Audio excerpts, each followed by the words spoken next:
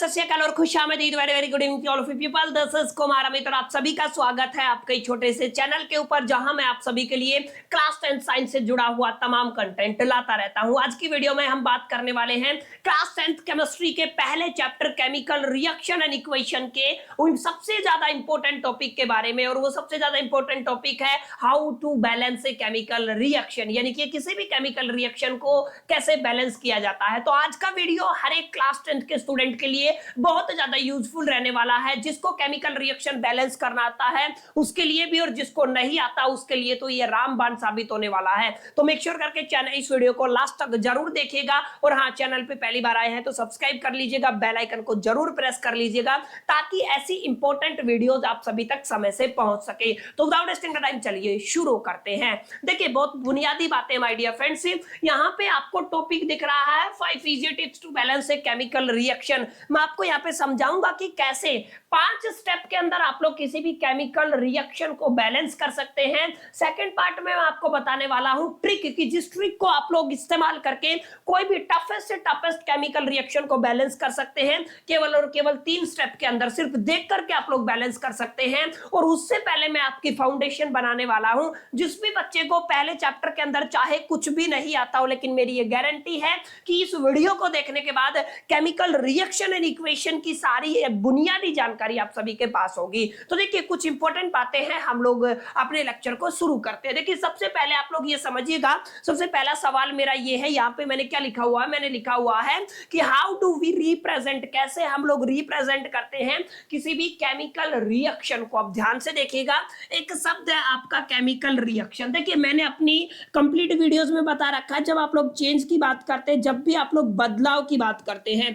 तो 2 तरीके के बदलाव होते हैं। पहले बदलाव को आप लोग बोलते हैं केमिकल चेंज, और दूसरे बदलाव को माय डियर फ्रेंड्स आप लोग क्या बोलते हो, फिजिकल चेंज। यानी कि एक होता है आपका केमिकल चेंज और एक होता है आपका फिजिकल चेंज। केमिकल चेंज माने जहां पर कोई नई चीज बनती है, नया प्रोडक्ट बनता है, जिन चीजों ने रिएक्शन किया उनसे हटके कोई चीज बनती है, तो उसको क्या कहते हो आप लोग, केमिकल चेंज कहते हो। यानी कि केमिकल चेंज और फिजिकल चेंज के अंदर एक बुनियादी डिफरेंस यही है कि केमिकल चेंज के अंदर न्यू प्रोडक्ट बनता है, कोई नया आइटम बनता है, कोई ना कोई नया रिजल्ट आपको मिलता है, ठीक है, उसको क्या कहते हैं हम लोग, केमिकल चेंज कहते हैं। और मैंने कंप्लीट वीडियो के अंदर बताया हुआ है केमिकल चेंज को ही माय डियर फ्रेंड्स क्या कहा जाता है, कि यहाँ पे कोई ना कोई केमिकल रिएक्शन हुई है। क्लियर, यही तो हम लोग कहते हैं ना कि केमिकल रिएक्शन हुई है। जब भी आप लोग केमिकल रिएक्शन की बात करते हैं, केमिकल चेंज की बात करते हैं, तो हम उसको वर्ड्स में एक्सप्लेन करते हैं। क्या करते हैं हम लोग, उसको वर्ड्स में एक्सप्लेन करते हैं, फिर हम उससे बनाते हैं उसकी वर्ड इक्वेशन। आपको जरूर याद रखना है, मैंने क्या बताया, कोई भी केमिकल चेंज हुआ या केमिकल रिएक्शन हुई, उस केमिकल रिएक्शन को सबसे पहले हम लोग वर्ड्स में लिखेंगे, ठीक है, फिर हम उससे वर्ड इक्वेशन बनाते हैं। मैं आगे समझाऊंगा इनका क्या मतलब होता है। क्लियर, तो यहाँ पे कुछ बातें हमने समझी कि कैसे केमिकल रिएक्शन को रिप्रेजेंट किया जाता है। उससे पहले मैंने आपको बताया 2 तरीके के चेंज है, फिजिकल और केमिकल चेंज। फिजिकल चेंज और केमिकल चेंज के बीच में कैसे डिफरेंस करेंगे कि केमिकल चेंज के अंदर कुछ ना कुछ नया प्रोडक्ट माय डियर फ्रेंड्स आपको मिलता है। क्लियर, और मैंने बताया केमिकल रिएक्शन को सबसे पहले वर्ड्स में एक्सप्लेन किया जाता है, फिर उससे वर्ड इक्वेशन बनाएंगे। क्लियर, अब देखिए थोड़ा सा ध्यान दीजिएगा, यहाँ पे कुछ आपको दिख रहा होगा, समथिंग आपको ऐसा लग रहा है कि यहाँ पे कुछ जल रहा है। ये जो जल रहा है ये कुछ इस तरीके का आइटम है, आप लोगों ने अपने लैब में देखा होगा, है कुछ इस तरीके का रिबन रहता है। क्लियर, आप लोग ध्यान से देख लीजिए, इसको कहते हैं हम लोग मैग्नीशियम। मैग्नीशियम रिबन रहने वाला है, पीरियोडिक टेबल का 12वां एलिमेंट रहता है, आप सभी ने पढ़ा होगा। मैग्नीशियम रिबन है, और मैग्नीशियम रिबन बहुत जबरदस्त फ्लेम के साथ जलता है, आप सभी को पता है। जब ये मैग्नीशियम रिबन है, इस मैग्नीशियम रिबन को जब आप लोग बर्न करते हैं, तो आप लोग ध्यान से समझिएगा, ये वो नहीं रहता जो ये है। आपको मैग्नीशियम ऑक्साइड का एक पाउडर मिलता है, इस चीज को आपको जरूर ध्यान में रखना है। क्लियर है, यानी कि एक नया प्रोडक्ट बनता है। यानी कि जब आप लोग मैग्नीशियम रिबन को जलाते हैं तो आपको एक नया प्रोडक्ट मिला, मतलब वो केमिकल चेंज हुआ। केमिकल चेंज हुआ मतलब केमिकल रिएक्शन हुई। सबसे पहले केमिकल रिएक्शन को हम लोग वर्ड में एक्सप्लेन करते हैं, magnesium react with oxygen and formed magnesium oxide. ऐसे कुछ आप लोग लिखेंगे, पूरा का पूरा वर्ड में लिखेंगे, फिर हम इसको इक्वेशन की टर्म में कन्वर्ट करते हैं। क्लियर, तो मैग्नीशियम को जब आप लोग जलाते हैं तो कुछ इस तरीके की फ्लेम आपको देखने को मिलती है। अच्छा, एक इंपॉर्टेंट सवाल और यहां से आता है, मैग्नीशियम रिबन को जलाने से पहले साफ किया जाता है, क्यों? उसका जवाब मैं अभी आपको देने वाला हूं। जो रिएक्शन में अभी आपको बताऊंगा वो इसी पे बेस्ड रहेगी कि मैग्नीशियम रिबन को साफ क्यों किया जाता है। आई होप होप ये चीज आपको समझ में आ गई होगी। मैग्नीशियम रिबन को जब आप लोग बर्न करते हैं तो ये बहुत हाई फ्लेम के साथ जलता है। क्लियर? अब यहाँ पे ध्यान से देखिएगा, आप लोग इसको जलाने की कोशिश करते हैं। आप लोग यहाँ पे एक सेटअप देख पा रहे होंगे, यहाँ पे दो आपको प्लेट दिख रही है। यहाँ पे हमने अपना इसको जलाने के बाद जो वेस्ट है इधर इकट्ठा कर लेंगे। क्लियर है? इसको आप लोगों ने किसी की हेल्प से पकड़ा हुआ है, ये आपका मैग्नीशियम रिबन जल रहा है। अब आपको समझना क्या है असल में हुआ क्या, ध्यान से समझिएगा। यहाँ पे वर्ड इक्वेशन लिखा हुआ है, यानी कि जो हुआ उसको इक्वेशन की फॉर्म में हम लोगों ने यहाँ पे रिप्रेजेंट कर दिया है, जहाँ पे आपको एक प्लस का साइन दिखेगा, एक एरो दिखेगा। कुछ कंपोनेंट एरो के लेफ्ट साइड में होंगे, कुछ कंपोनेंट आपके एरो के राइट हैंड साइड में होंगे। क्लियर? ये छोटी सी बात आप सभी को पता होगा। यहाँ पे हो क्या रहा है, यहाँ पे आपका मैग्नीशियम है। मैग्नीशियम किसके साथ रिएक्ट कर रहा है? ऑक्सीजन के साथ, और आपको रिजल्ट क्या मिल रहा है? Magnesium oxide. देखिए मैग्नीशियम अलग था, ऑक्सीजन अलग था, मिलकर के आपको क्या दे दिया? Magnesium oxide. तो इसको बोलते हैं आप लोग वर्ड इक्वेशन। क्या बोला जाता है? Word equation. क्लियर है? वर्ड इक्वेशन होती है यानी कि वर्ड में आप लोगों ने इक्वेशन को रिप्रेजेंट किया है। अब ध्यान से देखिएगा, जब आप लोग यहाँ पे लिखते हैं मैग्नीशियम और ऑक्सीजन ने रिएक्ट किया, तो जो भी कंपोनेंट, जो भी सब्सटेंस, जो भी एलिमेंट आपस में रिएक्ट करते हैं उसको आप क्या बोलते हैं? Reactant. Are you getting my point? Reactant का मतलब क्या होता है? रिएक्टेंट वो सब्सटेंस होते हैं जो आपस में क्या करते हैं माय डियर फ्रेंड्स? रिएक्ट करते हैं। ठीक है? वो क्या होते हैं? आपके रिएक्टेंट होते हैं। और जो आपकी एरो होती है, एरो के लेफ्ट हैंड साइड में आपको देखने को मिलते हैं, यानी कि reactant exist in the left hand side of the arrow. और एरो के राइट हैंड साइड में आपको जो रिजल्ट मिलता है, जो नया सब्सटेंस मिलता है केमिकल रिएक्शन के दरमियान, वो क्या कहलाता है? आपका प्रोडक्ट कहलाता है। क्लियर? बहुत सिंपल सी बात मैंने आपको बताई। क्या बताया मैंने? आपका मैग्नीशियम ऑक्सीजन रिएक्ट किया, मैग्नीशियम ऑक्साइड बन गया, तो एरो के राइट हैंड साइड में जो आपको मिला वो प्रोडक्ट है, तो दैट्स व्हाई इसको प्रोडक्ट बोला। एरो के लेफ्ट हैंड साइड में जिन भी एलिमेंट्स ने रिएक्ट किया वो क्या कहलाते हैं? रिएक्टेंट कहलाते हैं। रिएक्टेंट में भी 1 2 3 कितने भी नंबर में हो सकता है, ऐसे ही प्रोडक्ट भी आपके मल्टीपल नंबर में एग्जिस्ट कर सकते हैं। क्लियर? तो ये आपकी अभी तक क्या है? ये आपकी वर्ड इक्वेशन है, क्योंकि यहाँ पे आप लोगों ने शब्दों में इक्वेशन बनाई हुई है, वर्ड्स में एक्सप्लेन किया हुआ है। मैग्नीशियम लिखा हुआ है, ऑक्सीजन लिखा हुआ है, मैग्नीशियम ऑक्साइड लिखा हुआ है। लेकिन जैसा कि आप सभी को पता है, मैग्नीशियम का अपना एक सिंबल होता है, ऑक्सीजन का अपना एक सिंबल होता है, मैग्नीशियम ऑक्साइड का अपना एक सिंबल होता है। जब आप लोग वर्ड इक्वेशन को सिंबल की हेल्प से रिप्रेजेंट करते हैं ना, तो वो आपकी केमिकल इक्वेशन बन जाती है। Are you getting my point? क्या बताया मैंने? जो भी आपकी वर्ड इक्वेशन है, वर्ड इक्वेशन मतलब आप लोग इसको कह सकते हो, आप लोग सिंपल लैंग्वेज में इसको ये लिख सकते हो, ये आपकी केमिकल रिएक्शन होती है। क्लियर है? तो जो आपकी केमिकल रिएक्शन होती है, केमिकल रिएक्शन को सिंबल की हेल्प से रिप्रेजेंट करना क्या कहलाता है? आपका केमिकल इक्वेशन कहलाता है। और पूरा नाम होता है इसका स्केलेटल केमिकल इक्वेशन। क्लियर? आप लोग याद रखिएगा क्या होता है ये आपका skeletal chemical equation. Skeletal chemical equation या शॉर्ट फॉर्म में आप लोग क्या कह देते हो इसको? Chemical equation. केमिकल इक्वेशन का मतलब क्या होता है? The symbolic representation. आप लोग क्या करते हैं यहाँ पे? सिंबॉलिक रिप्रेजेंटेशन करते हैं किसी भी केमिकल रिएक्शन का। क्लियर है? जहां पे आपके रिएक्टेंट होते हैं, प्रोडक्ट होते हैं, पॉजिटिव का साइन होता है, एक एरो होता है, ये सब मिलाकर के एक कंप्लीट रिएक्शन को रिप्रेजेंट कर देते हैं। दैट्स व्हाई हमने वर्ड इक्वेशन से इसको शिफ्ट कर दिया किसके ऊपर? स्केलेटल केमिकल इक्वेशन, या सिंपल आप लोग क्या बोल सकते हैं? Chemical equation. क्लियर? तो आई होप कि आपको ये फर्क समझ में आया होगा। केमिकल रिएक्शन का मतलब क्या है? रिएक्शन हो गया, कोई भी बदलाव हुआ, कोई भी केमिकल चेंज हुआ, वो रिएक्शन बन गया, उसको आप लोग वर्ड्स के टर्म में लिख देते हो, फिर वर्ड इक्वेशन बनाते हो, प्लस का साइन लगाते हो, एरो बताते हो, रिएक्टेंट और प्रोडक्ट लिखते हो, फिर उसको सिंबॉलिक रिप्रेजेंटेशन अगर दे देते हो ना, तो आपकी केमिकल इक्वेशन बन जाती है। केमिकल रिएक्शन से क्या बन गई? केमिकल इक्वेशन बन गई। जैसे यहाँ पे मैं बार बार एक ही एग्जांपल ले रहा हूं, मैग्नीशियम ऑक्सीजन रिएक्ट किए, आपका क्या बना? मैग्नीशियम ऑक्साइड बना। मैग्नीशियम ऑक्साइड आपका प्रोडक्ट है, मैग्नीशियम और ऑक्सीजन आपके रिएक्टेंट। अब कई बार एग्जामिनेशन में क्वेश्चन आता है, what you mean by the reactant? Reactant are those substance which are react to each other and these substance are existing in the left hand side of the arrow. जो भी chemical reaction आपकी होती है, arrow के left hand side में ये exist करते हैं, और जो भी सब्सटेंस आपस में रिएक्ट करते हैं उनको क्या बोलते हो आप लोग माय डियर फ्रेंड्स? आप लोग रिएक्टेंट बोलते हो। ठीक है? बहुत बेसिक सी बात है। And the new substance is formed is called the product. जो भी आपके सामने केमिकल रिएक्शन के दरमियान, केमिकल चेंज के दरमियान नया प्रोडक्ट बनता है ना, न्यू सब्सटेंस बनता है, उसको क्या बोला जाता है? प्रोडक्ट बोला जाता है। And product exist in the right hand side of the arrow, इस चीज को आपको ध्यान में रखना है। अब तीसरी चीज है ये एरो। तीसरी चीज क्या है? Arrow. Arrow represents the direction of chemical equation, या फिर जो भी केमिकल चेंज हुआ है उसकी क्या डायरेक्शन है, मतलब रिएक्टेंट कौन है और प्रोडक्ट कौन है, इस चीज को कौन डिस्टिंग्विश करता है? आपका एरो डिस्टिंग्विश करता है। और रिएक्टेंट और प्रोडक्ट को आपस में मिलने से कौन बचाता है? प्लस बताता है। देखिए अगर प्लस का साइन ना लगाते तो मैग्नीशियम ऑक्सीजन को इकट्ठा लिखते तो हम मैग्नीशियम ऑक्सीजन पढ़ते इसको, ठीक है। यानी कि रिएक्टेंट को सेपरेट करने के लिए और प्रोडक्ट को सेपरेट करने के लिए हम किसका इस्तेमाल करते हैं? पॉजिटिव साइन का इस्तेमाल करते हैं। और ये चारों कंपोनेंट मिलके आपकी केमिकल इक्वेशन की फॉर्मेशन करते हैं। रिएक्टेंट हो गया, प्रोडक्ट हो गया, एरो हो गया और पॉजिटिव साइन हो गया, ये मिलकर के आपकी किसकी फॉर्मेशन करते हैं? केमिकल इक्वेशन की फॉर्मेशन करते हैं। क्लियर? उम्मीद करता हूं chemical reaction, chemical equation, reactant, product, positive sign, arrow, सबकी कहानी आपको समझ में आ गई होगी। अगर आपको इतना समझ में आ गया ना तो आप लोग किसी भी इक्वेशन को बहुत इजीली समझ पाएंगे, इजीली अंडरस्टैंड कर पाएंगे। बैलेंसिंग तो देखिए बच्चों बाद की बात है, पहले तो बुनियादी स्टेप तो यही है ना कि हम लोग उसकी फाउंडेशन को बना ले, हम लोग समझ ले। अब चलिए कुछ इंपॉर्टेंट बातों पर डिस्कशन करते हैं। कोई भी केमिकल रिएक्शन होती है उसके अंदर एक काफी इंपॉर्टेंट लॉ फॉलो किया जाता है जिसको हम लोग कहते हैं law of conservation of mass. क्या कहता है? Law of conservation of mass.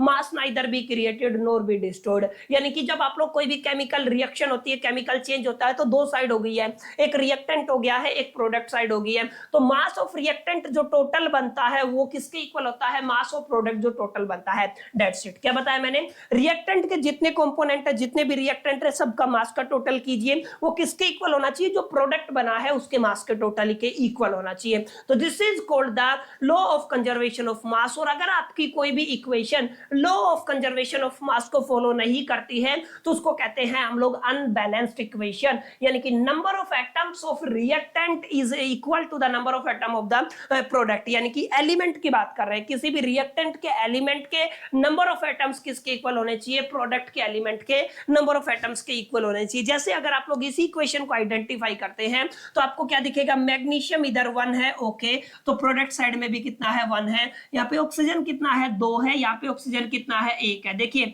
Oxygen यहाँ पे कितना है? 2 है, यहाँ पे कितना है? 1 है। तो बैलेंस है ही नहीं, law of conservation of mass को फॉलो नहीं किया।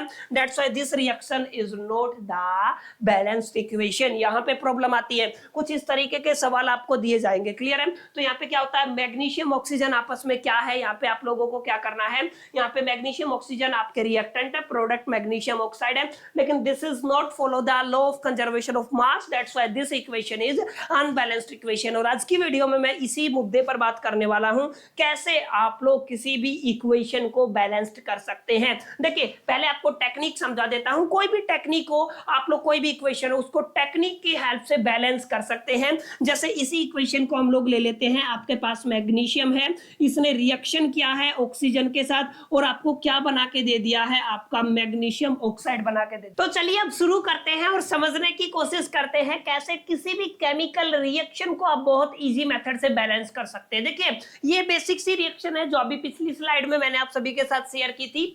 मैग्नीशियम ऑक्सीजन के साथ रिएक्ट करके मैग्नीशियम ऑक्साइड बनाता है। देखिए आपको 3 स्टेप में इसको फॉलो करना है। सबसे पहले आपको बैलेंस करना है तमाम मेटल्स को, यानी कि सबसे पहले हम लोग मेटल्स को बैलेंस करेंगे, उसके बाद हम बात करेंगे नॉन मेटल्स की, फिर हम लोग बात करेंगे ऑक्सीजन की और फिर हम लोग बात करेंगे हाइड्रोजन की। यानी कि सबसे पहले हम लोग बेसिकली मेटल्स की बात करेंगे। मेटल्स के अंदर जैसे आप लोग एग्जांपल ले सकते हो, जिंक हो गया, कॉपर हो गया, एल्यूमिनियम हो गया, सोडियम हो गया। आप एग्जांपल ले लीजिए, जैसे जिंक हो गया, आपका एल्यूमिनियम हो गया, आपका सोडियम हो गया, आपका कॉपर हो गया। सबसे पहले हमें इनको बैलेंस करना है, फिर हमें नॉन मेटल्स को बैलेंस करना है। नॉन मेटल में जैसे आपका कार्बन आ गया, सल्फर आ गया, क्लोरीन आ गया, नाइट्रोजन आ गया। ये तमाम कैसे हैं? आपके नाइट्रोजन आ गया, क्लोरीन आ गया, तमाम ऐसे एग्जांपल है माय डियर फ्रेंड्स जो नॉन मेटल को रिप्रेजेंट करते हैं। इसको बैलेंस करने के बाद आपको ऑक्सीजन को बैलेंस करना है और फिर आपको हाइड्रोजन को बैलेंस करना है। कैसे करना है देखिए ध्यान से। अभी लेफ्ट हैंड साइड में सबसे पहले हम लोग जाएंगे मेटल के ऊपर। तो यहाँ पे देखिए मेटल कौन है? आपका स्पेसिफिकली मैग्नीशियम मेटल है। अगर मैग्नीशियम मेटल है तो सबसे पहले पहले हम इसको बैलेंस करेंगे।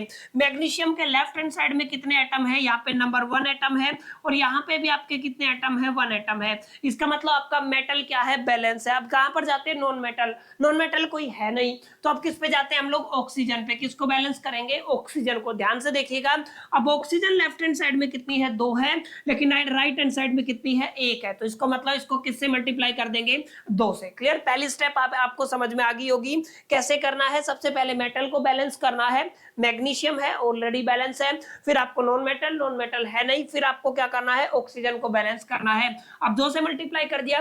अब एक बार चेक कर लीजिए, दोबारा से कैलकुलेट कर लीजिए कि आपकी बैलेंस हुई है ना नहीं हुई है। अब यहाँ पे ऑक्सीजन तो 2 होगी, लेकिन मैग्नीशियम भी यहाँ पे कितनी होगी, ये 2। इधर कितनी है, 1, तो कितने से मल्टीप्लाई कर देंगे, 2 से। तो अब ये किस स्टेट में चली गई है, बैलेंस्ड केमिकल इक्वेशन की स्टेट में चली गई है। तो इस तरीके से माय डियर फ्रेंड्स कोई भी एग्जांपल आप लोग ले सकते हैं, कोई भी क्वेश्चन आप लोग ले सकते हैं और इजीली उसको क्या कर सकते हैं, बैलेंस कर सकते हैं। कुछ और क्वेश्चन हम लोग लेके चल सकते हैं, जैसे कार्बन की अगर रिएक्शन अगर आप लोग ऑक्सीजन के साथ कराते हैं और ये आपकी क्या फॉर्म करता है, कार्बन मोनोऑक्साइड। सबसे पहले क्या चेक करना है आपको, मेटल चेक करना है। मेटल कोई है नहीं, नॉन मेटल कौन है, आपका कार्बन है। कार्बन इधर भी 1 है और इधर भी 1 है, इसका मतलब क्या है, बैलेंस है। मेटल और नॉन मेटल के बाद आपको ऑक्सीजन को बैलेंस करना है। ऑक्सीजन इधर 2 है, इधर 1 है, तो कितने से मल्टीप्लाई कर दोगे, 2 से।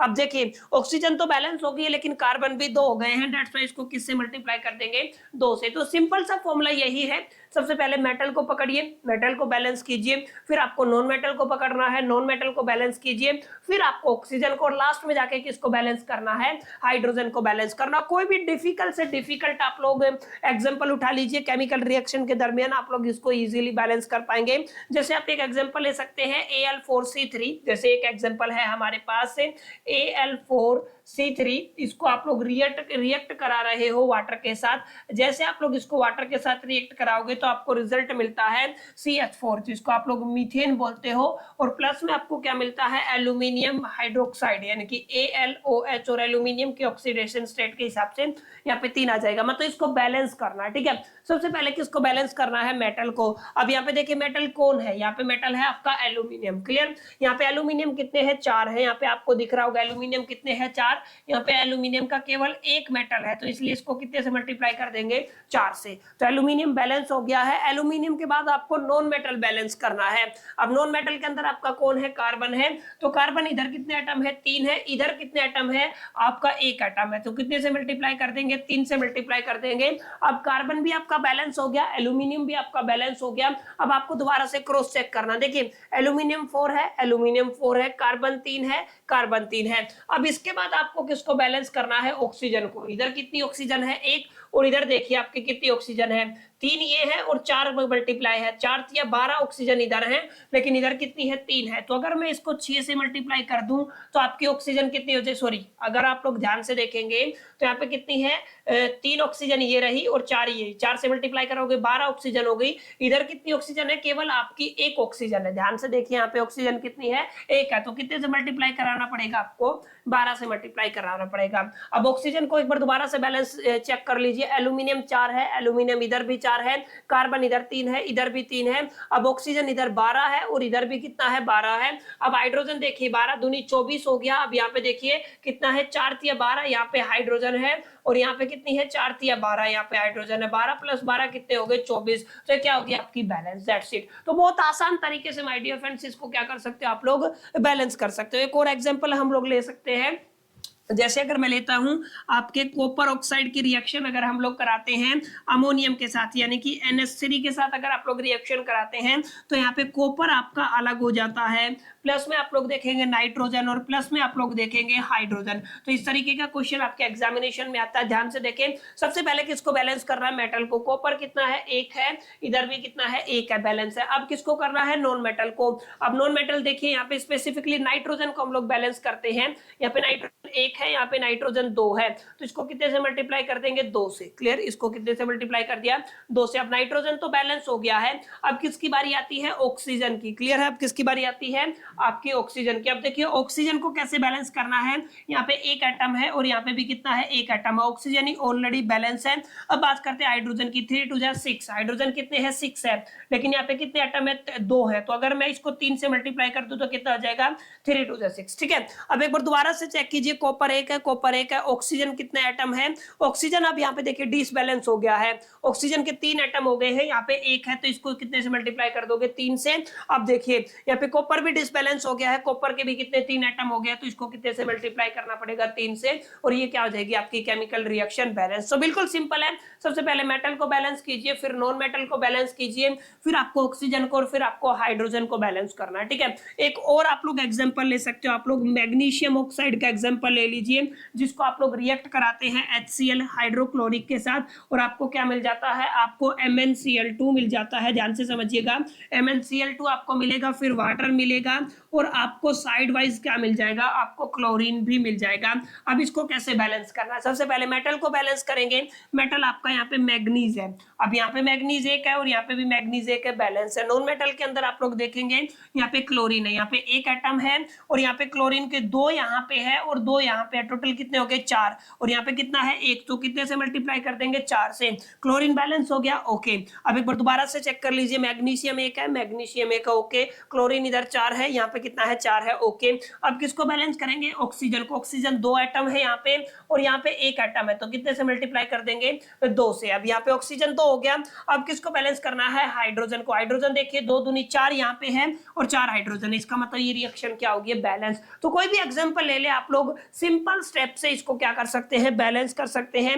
लास्ट एंड फाइनल एक एग्जांपल और लेते हैं, फिर इसके बाद इस वीडियो को क्लोज करते हैं। आई होप कि आपको बैलेंसिंग वाला सारा कॉन्सेप्ट समझ में आ गया होगा कि एग्जैक्टली में जो आपकी केमिकल रिएक्शन है उसको कैसे बैलेंस किया जाता है। एक और एग्जांपल हम लोग ले लेते हैं मैग्नीशियम का, जैसे हमने लिया है Mg3 और आपका यहाँ पे एग्जांपल है N2, और प्लस में आप लोग इसको रिएक्ट कर देते हैं मान लीजिए वाटर के साथ, ठीक है, और आपको प्रोडक्ट क्या मिलता है, यहाँ पे आपको प्रोडक्ट मिलता है Mg हाइड्रोक्साइड, यानी कि मैग्नीशियम हाइड्रोक्साइड, प्लस में आपको क्या देखने को मिलता है, अमोनिया देखने को मिलता है NH3, और वो भी आपका गैसियस स्टेट आप लोग बोल सकते हैं। सबसे पहले मैग्नीशियम को बैलेंस करेंगे, मैग्नीशियम को बैलेंस क्योंकि मेटल है, मेटल को सबसे पहले बैलेंस करना है, यहाँ पे 3 है और यहाँ पे 1 है, तो कितने से मल्टीप्लाई कर देंगे, 3 से, मैग्नीशियम बैलेंस हो गया। अब नॉन मेटल देखिए, नाइट्रोजन को बैलेंस करेंगे, यहाँ पे 2 है और यहाँ पे देखिए नाइट्रोजन कितनी है, 1 है, तो कितने से मल्टीप्लाई कर देंगे, 2 से, ये नाइट्रोजन आपकी क्या होगी है, बैलेंस हो गई है। अब किसको करते हैं, नाइट्रोजन भी बैलेंस है और आपका मैग्नीशियम भी बैलेंस है। अब बैलेंस करते हैं ऑक्सीजन को, ऑक्सीजन इधर 1 है लेकिन इधर कितने हैं ऑक्सीजन, 2 ये है और 3 बाहर है, 3 दूनी 6, तो इसको कितने से मल्टीप्लाई कर देंगे, 6 से, क्लियर। अब हाइड्रोजन को चेक करें, यहाँ पे 6 दूनी 12 हाइड्रोजन हो गए। अब यहाँ पे देखिए 4 तिया 12, सॉरी 3 2 6 हाइड्रोजन यहाँ पे है और यहाँ पे देखेंगे 2 ये है 3 ये है, 3 दूनी 6, यानी कि 6 यहाँ पे, 6 + 6 कितना हो गया, 12, यानी कि क्या होगी, बैलेंस। तो सिंपल सी रिएक्शन है, आप लोग सिंपल तरीके से कैसे बैलेंस कर सकते हैं, सबसे पहले मेटल को बैलेंस करें, फिर आप लोग नॉन मेटल को बैलेंस करें, फिर आप लोग ऑक्सीजन को बैलेंस करें और फिर आपको हाइड्रोजन को बैलेंस करें और आपका पूरा का पूरा बैलेंसिंग हो जाता है। तो छोटी सी टेक्निक थी माय डियर फ्रेंड्स, जिसके हेल्प से आप लोग किसी भी केमिकल रिएक्शन को बैलेंस कर सकते हैं। उम्मीद करता हूँ वीडियो आपको सही लगा होगा, अच्छा लगा होगा। वीडियो पसंद आया तो लाइक कर दीजिएगा, फ्रेंड्स के साथ शेयर कीजिएगा, फर्स्ट टाइम आया है तो चैनल को सब्सक्राइब कर लीजिएगा। बहरहाल इस वीडियो में इतना ही, चलिए मिलते हैं नेक्स्ट वीडियो में, जब तक के लिए मैं तो ऑल द बेस्ट, लकी।